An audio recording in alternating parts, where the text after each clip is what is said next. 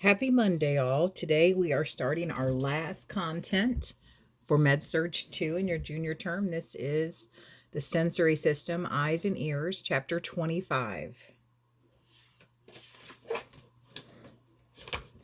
Our eyes are the sensory organs responsible for vision.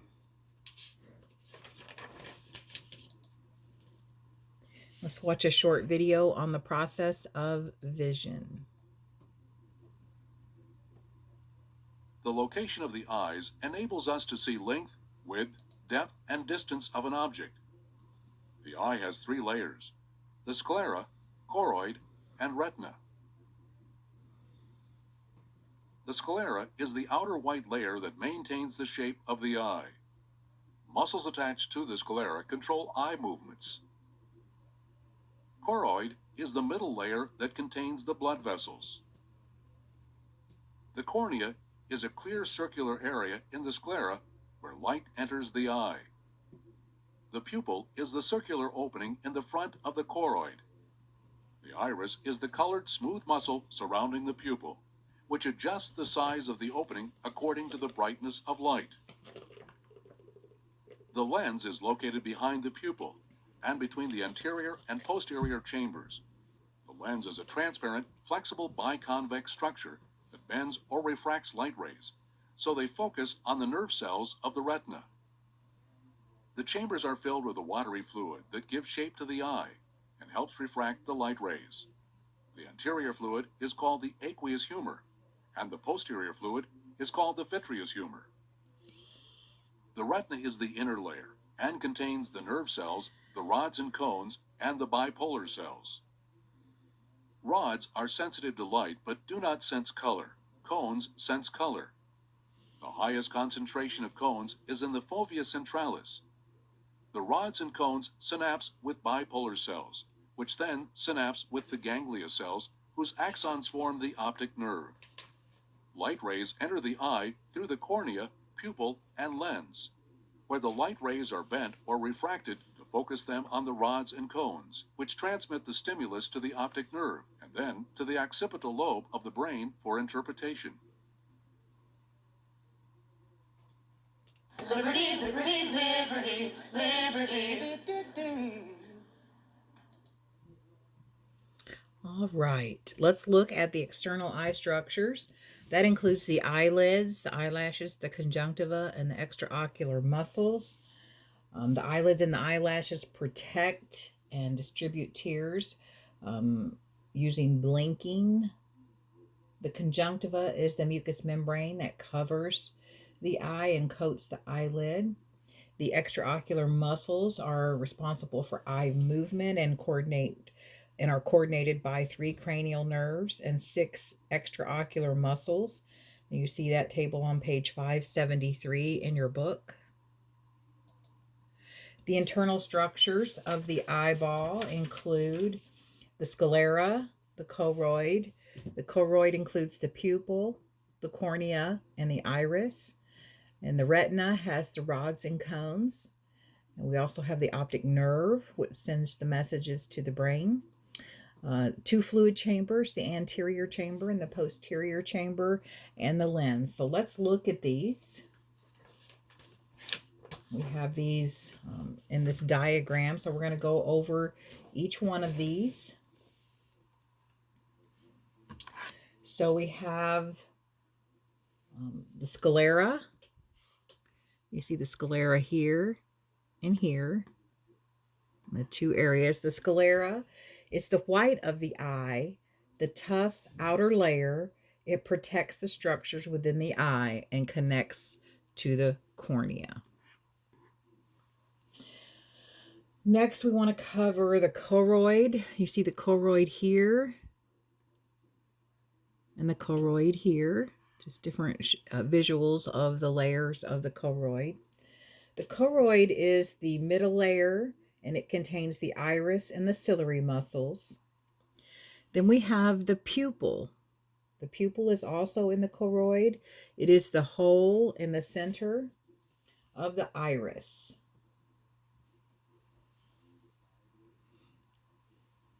The Cornea is next. We have the cornea here. The cornea is the transparent cover. You may see this termed as the transparent cornea. They're both the same. The cornea is a transparent cover. It covers the iris and the pupil. And remember, the choroid is where we find the iris and the pupil. The iris is next, and you see the iris here. The iris is a muscle, and it responds to light. In dim light, the iris muscle contracts. That causes the pupil to dilate. As we learned in neuro, this also occurs in a stress response with the sympathetic nervous system, the fight or flight. Dilation of the pupil.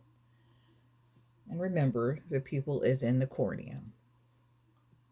Or excuse me, choroid. All right, so the iris is a muscle. It responds to light. In dim light, again, it contracts and the pupil dilates. In bright light, the iris relaxes, that muscle relaxes, causing the pupil to constrict. And that is a protective measure for our eyes in bright light. Let's look at the retina. You see the retina here, this layer here, and then the retina up here. The retina is the inner lining of the eyeball and contains the rods and the cones. Our diagram does not show rods and cones, but our video did. You need to know what the rods and cones do. The rods and cones are light-sensitive receptors. The rods are used in dim light. The cones are used in daylight to see color. Rods are dim light. Cones are used for color. The two fluid chambers, we have the anterior chamber, which is here, and the anterior chamber is filled with aqueous humor and functions to moisturize and nourish the lens and the cornea. The posterior chamber we see here, and this is where the vitreous humor is. It is a clear, gelatinous material and helps hold the retina in place. And now we have the lens. The lens is a transparent structure. It is behind the iris. It is attached to the ciliary muscle, and the ciliary muscles will relax and contract to change the shape of the lens. And this allows for accommodation. As we learn in the very beginning of the term, accommodation allows the eyes to focus on objects at different distances. And lastly, we have the optic nerve here. And the optic nerve is responsible for sending those visual messages to the brain for interpretation.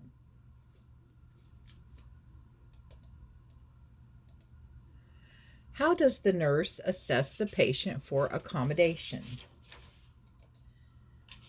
You want to have the patient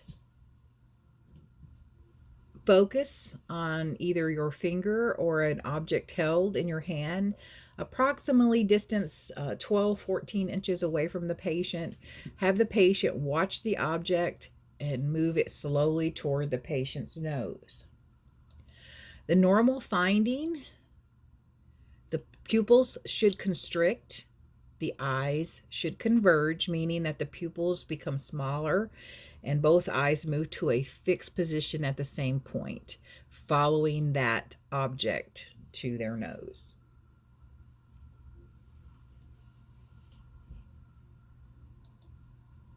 The visual pathway, let's just cover the visual pathway here. You see light enters the eye and moves through, passes through the refractive media. You need to know what the refractive media is. That includes the cornea, the aqueous humor, the lens, and the vitreous humor. They refract light so that the light rays focus on the retina. On the retina, the light rays are reversed on the, let's look, the retina. You can see the retina, it's this layer here. The light rays on the retina are reversed and turned upside down. The images are carried by impulses to the optic nerve. And let's look at this next picture.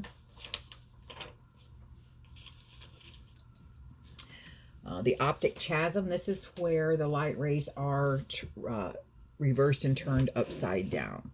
Just a process of the impulses, the visual impulses going to the brain through the optic nerve. This is part of the process. Don't let it confuse you. Just understand that it occurs. Let's watch the human eye. It's just a very short video.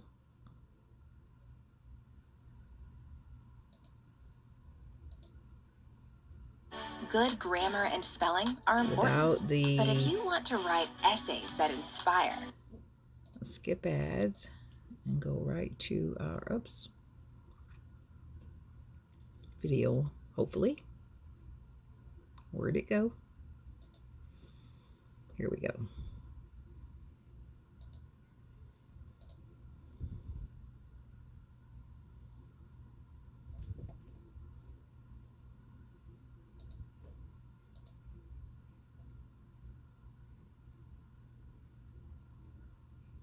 Well, maybe. What's it doing?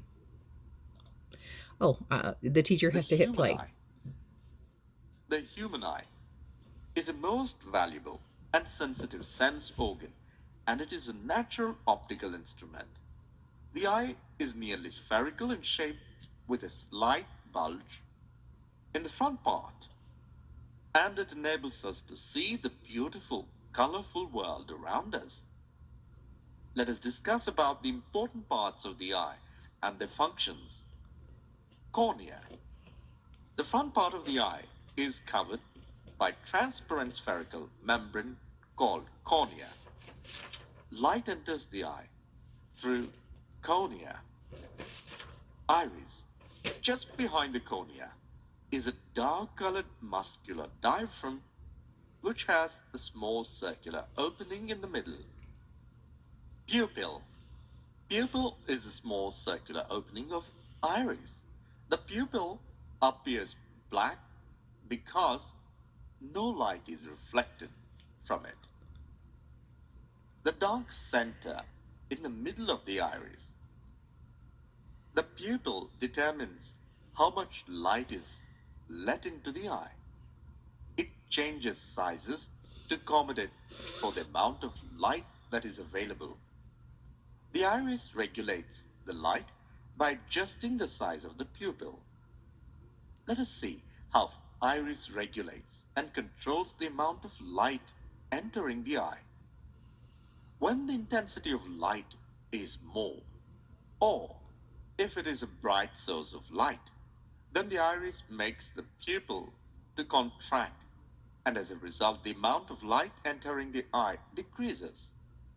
When the intensity of light is less, or if the light is dim, then the iris dilates the pupil so that more light can enter the eye. Eye lens. The eye lens is a convex lens made of a transparent jelly like proteinaceous material. The eye lens is hard at the middle and gradually becomes soft towards the outer edges. The eye lens is held in position by ciliary muscles. The ciliary muscles help in changing the curvature and focal length of the eye lens. Retina. The inner back surface of the eyeball retina. is called retina. It is a semi-transparent membrane which is light sensitive and is equivalent to the screen of a camera. The light sensitive receptors of the retina are called rods and cones. When light falls on these receptors, They send electrical signals to the brain through the optic nerve. The space between the retina and eye lens is filled with another fluid called vitreous humor. Blind spot.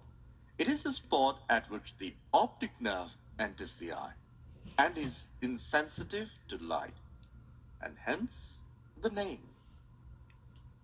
Let us discuss about accommodation of the eye and power of accommodation.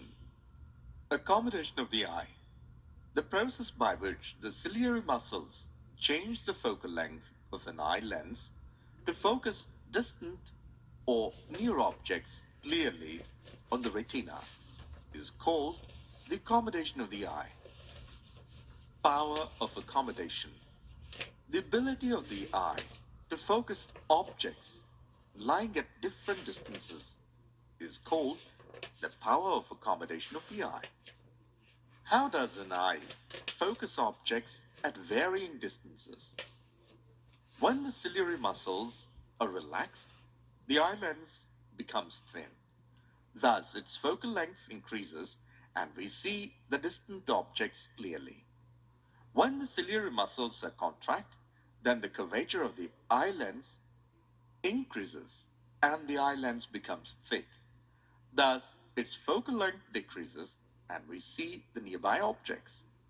In brief, it is adjustment of the focal length of the eye lens which enables us to focus on objects situated at different distances. Least distance of distinct vision. Okay, we're going to stop there. So those we don't really have to look at those. Let's review. What is refractive media? The transparent cornea, or just cornea, the aqueous humor, the lens, and the vitreous humor. What does the refractive media do? Light enters the eye, passes through refractive media. They refract or bend light rays, horizontal and vertical, so that those light rays focus on the retina. Age-related changes. The skin around the eye becomes wrinkled and loose. Eyelids usually have some excess tissue with age. It's not important unless it interferes with vision, and then it has to be surgically corrected. We call that ptosis. The amount of fat around the eye decreases, so the eyeball will sink deeper into the eyeball orbit. You'll notice arcus sinalis. This is something that occurs in geriatric population. You may have noticed it in clinical. This is when there is a grayish ring around the outer margin of the iris. The cornea flattens and develops an irregular curvature with age. The ability of the iris to dilate decreases. Tear secretion diminishes with age. Eyes become dry in geriatric population. You may have noticed that in your long-term care facility, many of your geriatric patients had orders for natural tears, and that's because of this age-related change. Also, the ability to focus is impaired, called presbyopia in your geriatric population, and pupils are smaller and respond more slowly to light. And this is just a visual of arcus sinalis. It's a picture out of your book, and you can see that gray ring around the iris.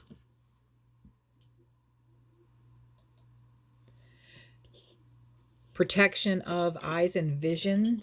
Adults should have an eye examination at least once between the ages of 20 and 29, and it is recommended twice between the ages of 30 and 39.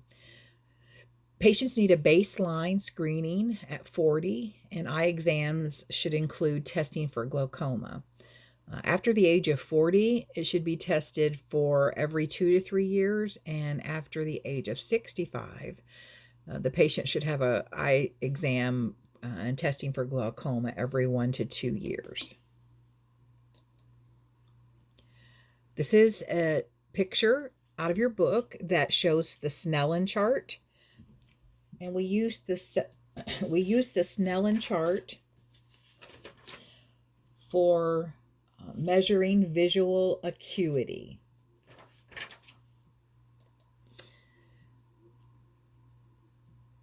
The process or procedure, the patient, and we've all had this in our physicals, we've all had to use the Snellen chart to measure visual acuity. And we will have the patient read the Snellen chart at 20 feet, so 20 feet away from the chart.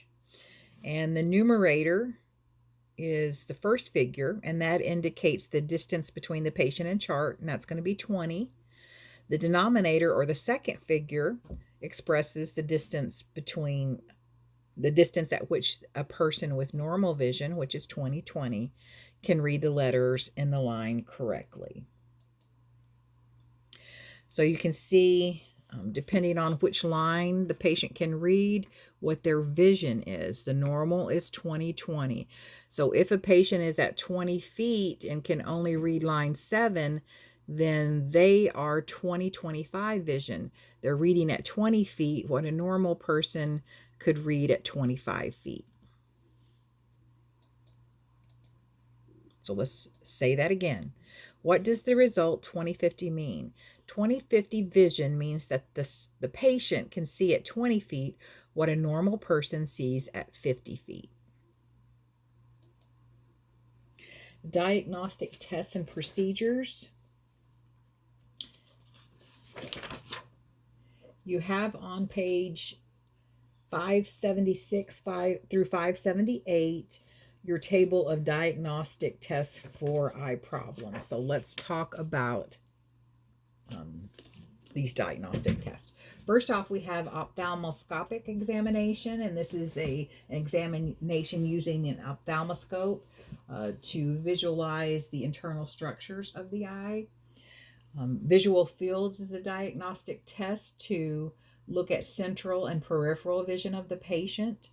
Refraction tests determine the prescription of the glasses for the patient. Tonometry is a test. There's different types of tonometry. Your book talks about the numitometer, which tests for optic pressure, interocular pressure, excuse me. And that determines if the patient has glaucoma. And we'll talk more about that here in a slide or two. A slit lamp magnifies the view of the eye structures. A fluorescein angiography, we'll talk about that in a slide or two. Electroretinography measures the electrical potential. And then we can see imaging procedures ordered dependent on patient complaints. So let's go over these visually. This is a visual of an ophthalmoscopic examination, and you can see they're using the ophthalmoscope to look at the internal structures of the eye, and you can see that here. And this is a visual, a picture out of your book of a tonal pen being used to check interocular pressure. And typically these tonal pens or these anemometries will blow a puff of air into the surface of the eye to measure the interocular pressure. Now, for some procedures, the eye may need to be anesthetized. For other procedures, they don't. So it depends on the procedure the doctor is going to be doing. And you can see this visual on page 576.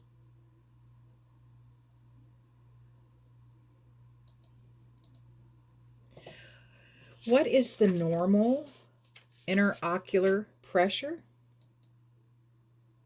That would be 10 to 21 mmHg. Why is routine measurement of interocular pressure important? Because high pressures damage the retina, and there's no signs and symptoms that the patient can identify. The only way we can identify interocular pressure is with the anemometry. Fluorescein angiography. This is a test that allows the visualization of blood vessels of the eye and looking at examining the inner structures of the eye. And this is the test that most often diagnoses retinopathy. It can also diagnose tumors. And retinopathy is something that occurs especially in diabetic patients. And this is a persistent and acute damage to the retina of the eye.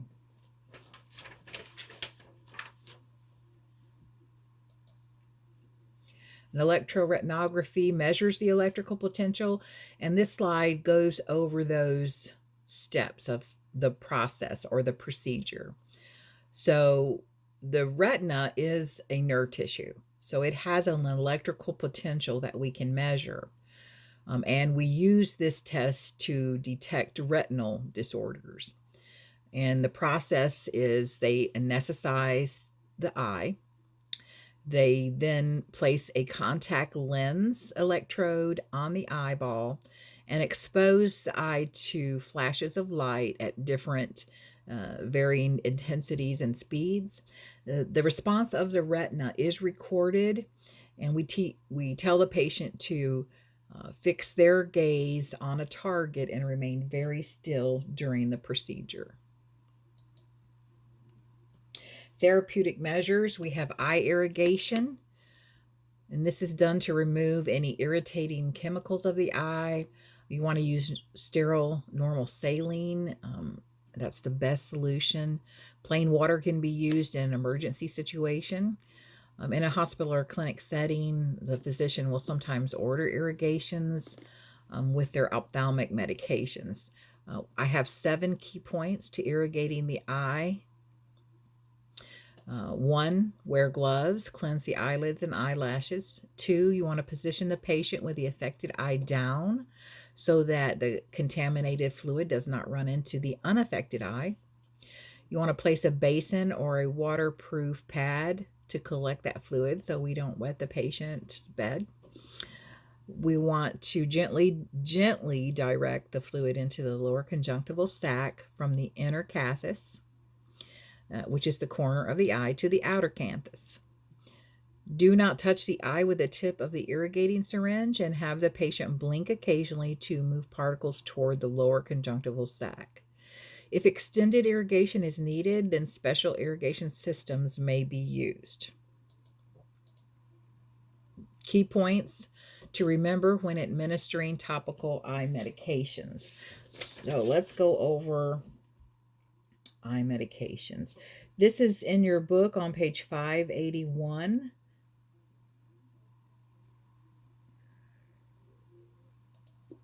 You want to be careful that you only use medications labeled ophthalmic, which is used for the eye.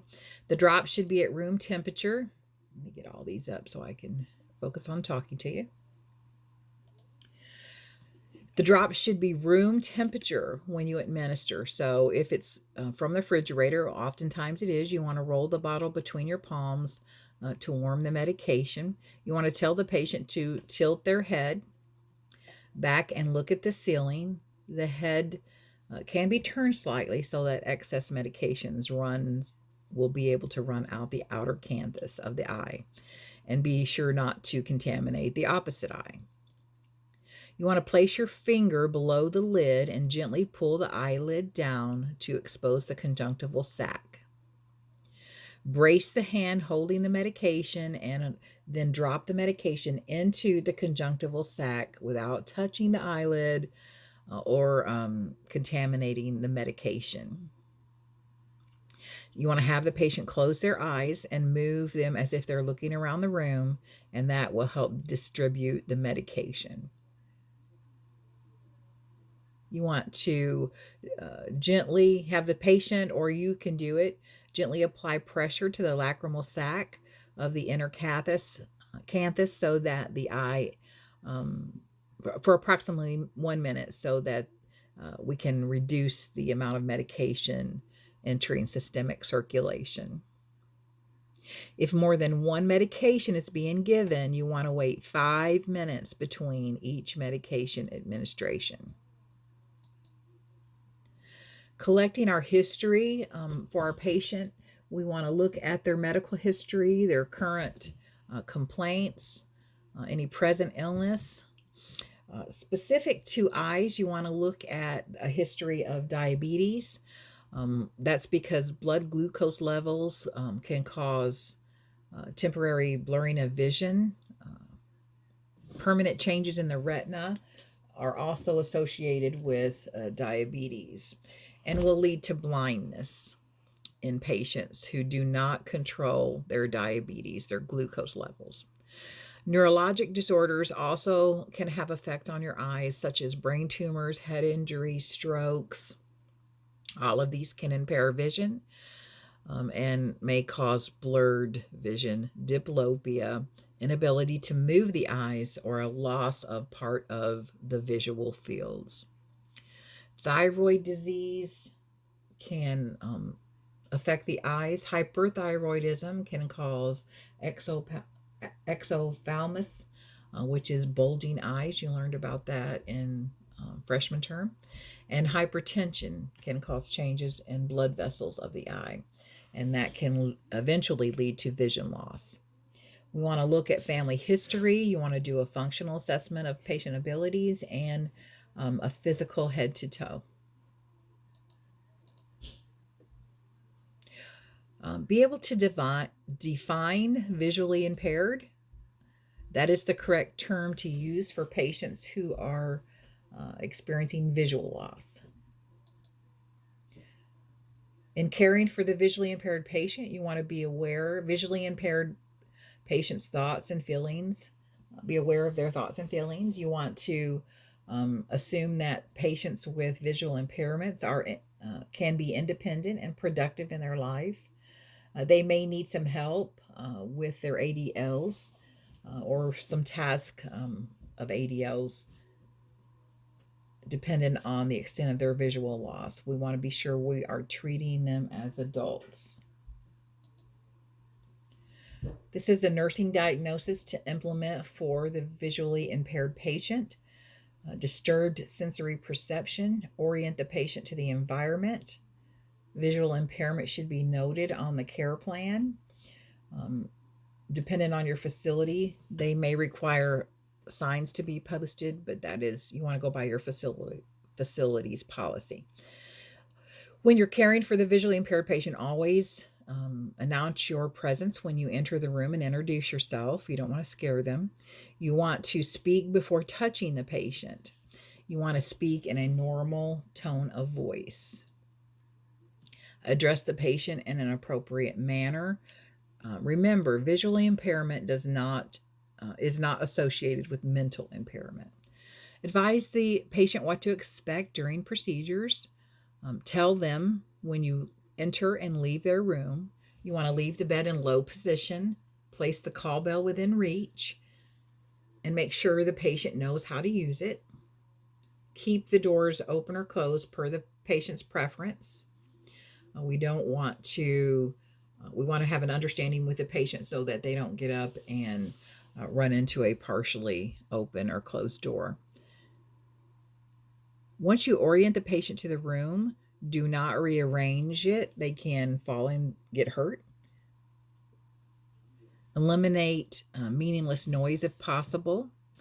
And you want to lead a blind person by staying slightly ahead of them and have them take your arm. For our visually impaired patients, safety is a primary concern.